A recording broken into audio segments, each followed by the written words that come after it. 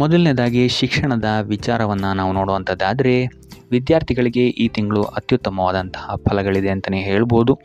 ನಿಮ್ಮ ಕುಶಲತೆಗೆ ತಕ್ಕಂತಹ ಫಲಿತಾಂಶವನ್ನು ನೀವು ಈ ತಿಂಗಳು ನೋಡ್ತೀರಾ ಅಂತಲೇ ಹೇಳ್ಬೋದು. ಇದಲ್ಲದೆ ಉತ್ತಮವಾದಂತಹ ಅವಕಾಶಗಳು ಸಹಿತ ನಿಮಗೆ ನಿಮ್ಮ ಶಿಕ್ಷಣ ಕ್ಷೇತ್ರದಲ್ಲಿ ಸಿಗಿದೆ ಅಂತಲೇ ಹೇಳ್ಬೋದು.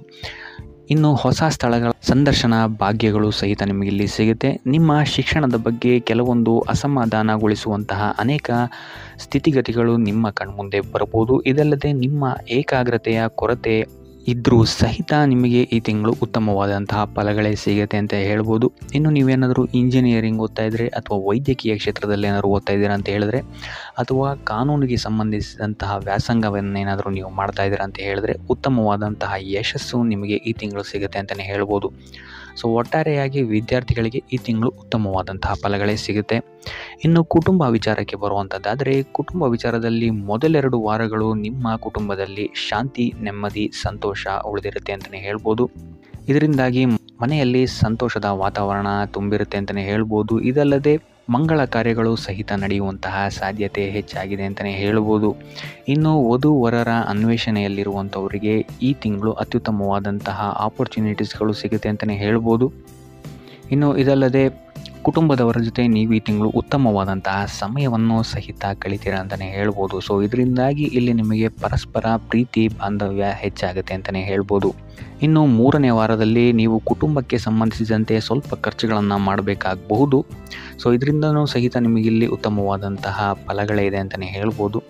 ಇನ್ನು ಇದಲ್ಲದೆ ನಿಮ್ಮ ಮಕ್ಕಳ ಕಡೆಯಿಂದಲೂ ಸಹಿತ ನಿಮಗೆ ಈ ತಿಂಗಳು ಶುಭ ಸುದ್ದಿ ಸಿಗುವಂತಹ ಸಾಧ್ಯತೆಗಳು ಹೆಚ್ಚಾಗಿದೆ ಅಂತಲೇ ಹೇಳ್ಬೋದು. ಸೊ ಕುಟುಂಬ ದೃಷ್ಟಿಕೋನದಿಂದಲೂ ಸಹಿತ ನಿಮಗೆ ಈ ತಿಂಗಳು ಅತ್ಯುತ್ತಮವಾಗಿದೆ ಅಂತಲೇ ಹೇಳ್ಬೋದು.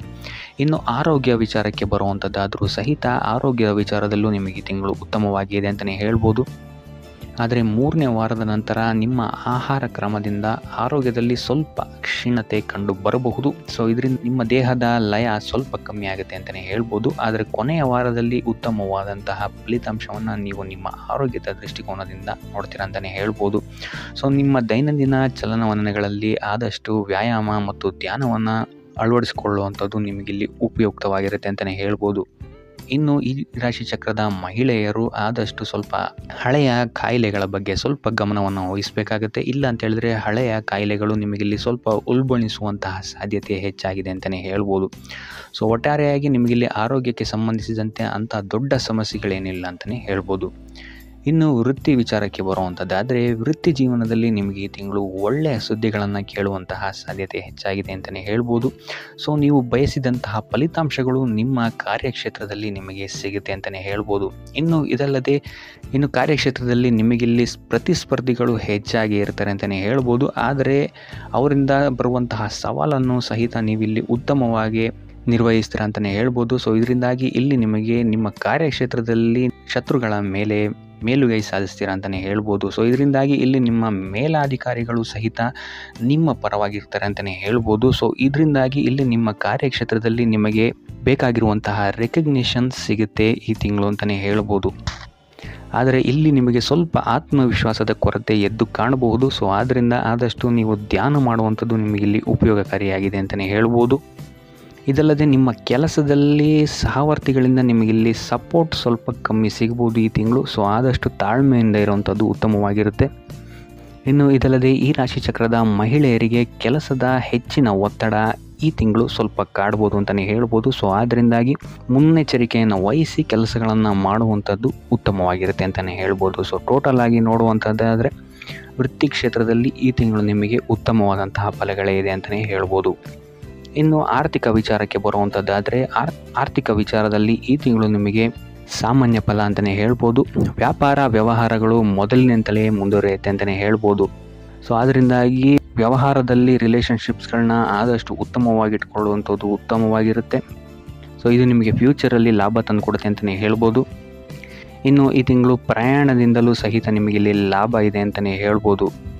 ಆದರೆ ಸ್ವಲ್ಪ ಎಚ್ಚರಿಕೆ ವಹಿಸಬೇಕಾಗುತ್ತೆ. ಇಲ್ಲಿ ನೀವು ಕುಟುಂಬಕ್ಕೆ ಸಂಬಂಧಿಸಿದಂತೆ ಅಥವಾ ಮಕ್ಕಳ ವಿದ್ಯಾಭ್ಯಾಸದ ಸಲುವಾಗಿ ಇಲ್ಲಿ ಸ್ವಲ್ಪ ಖರ್ಚುಗಳು ನಿಮಗೆ ಹೆಚ್ಚಾಗ್ಬೋದು. ಸೊ ಆದ್ದರಿಂದ ಖರ್ಚಿನ ಮೇಲೆ ಒಂದು ನಿಗಾ ಇಡುವಂಥದ್ದು ಉತ್ತಮವಾಗಿರುತ್ತೆ. ಇನ್ನು ನೀವೇನಾದರೂ ಸಾಲ ತಗೊಬೇಕು ಅಂತಿದ್ರೂ ಸಹಿತ ಈ ತಿಂಗಳು ನಿಮಗೆ ಪಾಸಿಟಿವ್ ರಿಸಲ್ಟ್ ಸಿಗುತ್ತೆ ಅಂತಲೇ ಹೇಳ್ಬೋದು. ಸೊ ಆದ್ದರಿಂದ ಈ ತಿಂಗಳು ಸ್ವಲ್ಪ ಆಕಸ್ಮಿಕ ವೆಚ್ಚಗಳ ಬಗ್ಗೆ ಹೆಚ್ಚು ಗಮನ ವಹಿಸುವಂಥದ್ದು ಉತ್ತಮವಾಗಿರುತ್ತೆ ಅಂತಲೇ ಹೇಳ್ಬೋದು. ಆದರೆ ಕೊನೆಯ ವಾರದಲ್ಲಿ ನಿಮಗಿಲ್ಲಿ ನಿಮ್ಮ ಆದಾಯದಲ್ಲಿ ಸುಧಾರಣೆ ಕಾಣುತ್ತೆ ಅಂತಲೇ ಹೇಳ್ಬೋದು. ಸೊ ಆದ್ದರಿಂದ ಈ ತಿಂಗಳು ಸ್ವಲ್ಪ ಐಷಾರಾಮಿ ಖರ್ಚುಗಳಿಂದ ಆದಷ್ಟು ದೂರ ಇರುವಂಥದ್ದು ಉತ್ತಮವಾಗಿರುತ್ತೆ. ಇನ್ನು ಉಪಾಯ ವಿಚಾರಕ್ಕೆ ಬರುವಂಥದ್ದಾದರೆ ಶ್ರೀಮನ್ನಾರಾಯಣನ ಪೂಜೆಯನ್ನು ಮಾಡುವಂಥದ್ದು ನಿಮಗಿಲ್ಲಿ ಉತ್ತಮವಾದಂತಹ ಫಲಗಳನ್ನು ಕೊಡುತ್ತೆ ಅಂತ ಹೇಳ್ಬೋದು. ನಿಮ್ಮ ಕಾರ್ಯಕ್ಷೇತ್ರದಲ್ಲಿ ಅಥವಾ ನಿಮ್ಮ ಆರ್ಥಿಕ ಕ್ಷೇತ್ರದಲ್ಲಿ ಉಂಟಾಗ್ತಾ ಇರುವಂತಹ ತೊಂದರೆಗಳನ್ನು ನಿವಾರಣೆ ಮಾಡೋಕ್ಕೆ ಪೂಜೆ ಅಥವಾ ದರ್ಶನವನ್ನು ಮಾಡುವಂಥದ್ದು ನಿಮಗಿಲ್ಲಿ ಸಹಕಾರಿಯಾಗಿದೆ ಅಂತಲೇ ಹೇಳ್ಬೋದು. ಸೊ ಇದಾಗಿತ್ತು ಈ ತಿಂಗಳ ನಿಮ್ಮ ರಾಶಿ ಭವಿಷ್ಯ.